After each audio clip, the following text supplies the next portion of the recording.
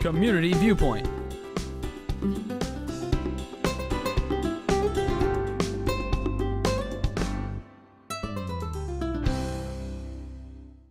And welcome to another segment of Community Viewpoint. I'm John Pawlak, your host for the segment.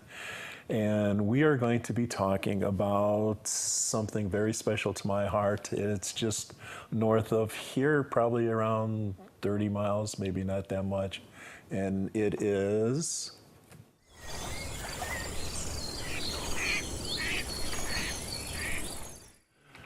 Ash Meadows, the Wildlife Refuge. And we have with us Serena Revere. Yes, sir. The face of Ash Meadows. I'd like to introduce Serena to you. And good afternoon. Good afternoon. So, nice voice. You got a radio voice, too. So, Serena's been there for how long? About 14 months. 14 months. Yep. At the new visitor center. And we had some JPEGs, some pictures. Let's see what the visitor center looks like. Look at that darn thing. I'd love to work at that place. No wonder you love it up there. I do. And there's an interior shots too, a couple of them. It's beautiful.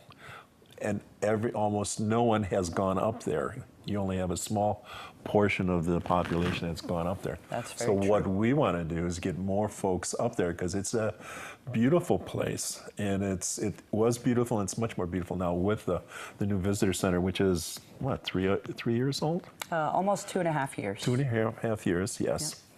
Yeah. And you work 5 days a week? I do. I work 5 days a week, and we're lucky enough a lot of times to have great volunteers that come from all over the country to work with us. Oh, yep. Cool.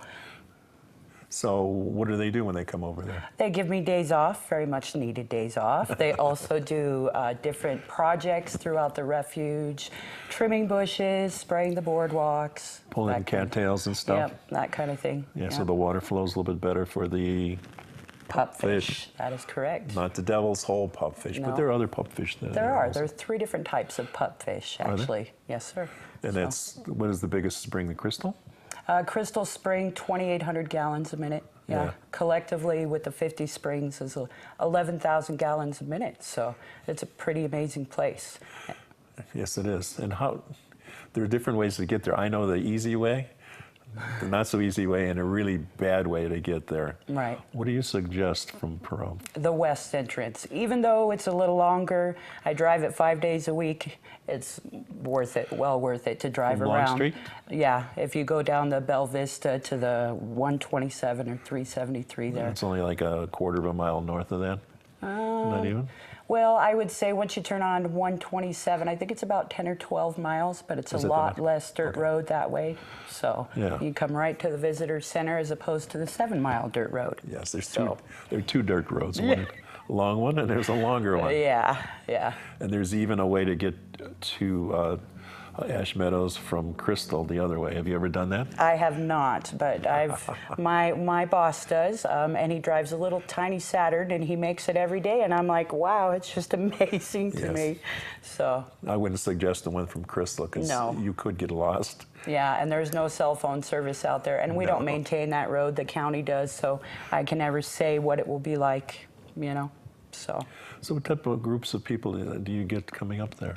Well, we get a lot of college groups from all over the United States, and various different types of ones, actually, like law firm groups and that kind of thing, which completely surprised me, actually, because the pupfish, actually, and the court case, the federal court case that they had to do, so it's a great teaching point for them, the law students. And then, of course, you've got the geologists and all of that come out, and so, and then, of course, we get the grade schoolers from Pahrump and Amargosa and Las Vegas, and it's a lot of fun. And we've helped with that. Donna Lamb with the Southern Eye County Conservation District. She's helped bring some of the kids up there in the past years too. And that's a wonderful teaching area up there. It is. And what else? Let's see, what other you have how many boardwalks up there? We have a total of 3 boardwalks. And they are cool. They are. And there's even one that's only 525 feet long. So that's my favorite one. That's where the cabin is, Mr. Longstreet's cabin. Okay. So it's a perfect place for people such as myself with little ones that need to corral them on the boardwalks and, you know, still keep them controlled, and or people that don't want to walk or very far to get to the water. It's 525 feet. So, and the cabin is really neat. When you walk in the door, the temperature drops 15 degrees. I haven't been there yet, so that's something for me to go to. I usually go to the Crystal Springs. That's the longest one? Yeah, 9/10 of a mile, and then Point of Rocks is almost a half a mile. That's one of the newer ones, yeah. Yeah. So it's a lot of nice places to go for walks. Mostly in the morning, probably. There's a map of the area. You can find this online like I did. And the entrances are there also. You see on the left-hand side, there's the entrance over there. The best part about it is that it's free. That's what most people don't realize. They think that it costs something to come out, but it really doesn't. It's completely free, and we're really only about 22 miles from Pahrump. So that was close. That was close, yeah. Darn close. And then I was reading the interpretive programs you have there also, a Junior Refuge Ranger program. Yes, sir. That's a favorite part of my job, actually, because the kids get a book where they get a certain amount of pages there to do. They complete them, they get sworn in, and they get badges, and so it's cool. A very neat program. Yep. So let's go to the little intro of where Ash Meadows started then. The colors are just beautiful, so hopefully it comes out well for you. In 1984, Ash Meadows National Wildlife Refuge was established and shortly after recognized as a wetland of international importance, one of the first in the United States to receive this notable designation. Ash Meadows was established to conserve and recover the endangered and other rare plants and animals found in this area. But the habitat of these species was so severely altered and degraded by human activities that it's not enough to simply put a boundary, a refuge boundary on a map and consider these unique species protected. Conservation of the land is an important first step, but we are actively assisting the recovery of this ecosystem through restoration. We're not trying to create a copy of some past landscape. The habitat has been altered beyond that point. But we are trying to put it on the right path to becoming a healthy, functioning ecosystem, one that we hope will evolve and can weather a changing climate.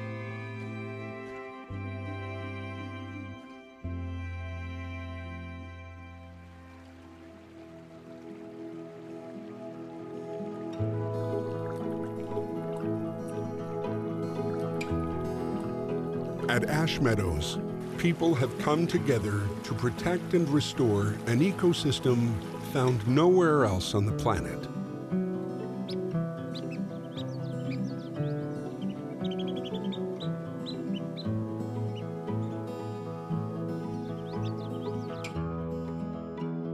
Visitors can experience this extraordinary place on scenic boardwalks that lead to sparkling springs filled with charismatic pupfish that mesmerize.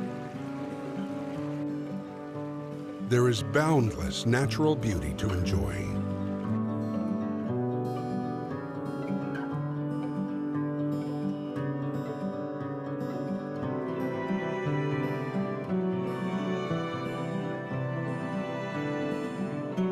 The land is now healing, but the story of preservation and protection doesn't end here. It lives on in each of us, in our willingness to take part in this story of restoration and hope. Experience Ash Meadows National Wildlife Refuge. Discovery awaits.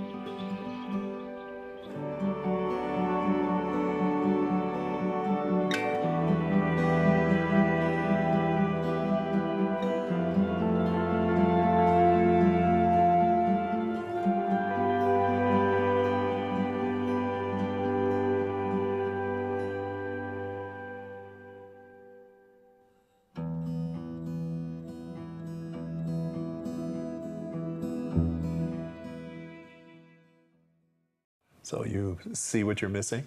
Isn't it beautiful? And there's year-round projects there. Different things happen different times of the year?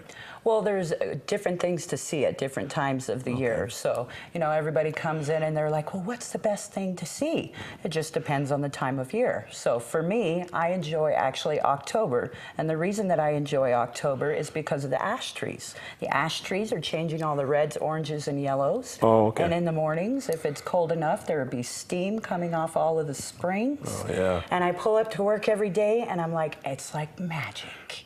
It's amazing. It really is. I tell myself every day, I can't believe I get paid to be here. Yes. Like, it really is amazing. And like now for us, we have the migratory birds that are coming through. Okay. So we've spotted over in the last 6 weeks, I think 190 different types of birds.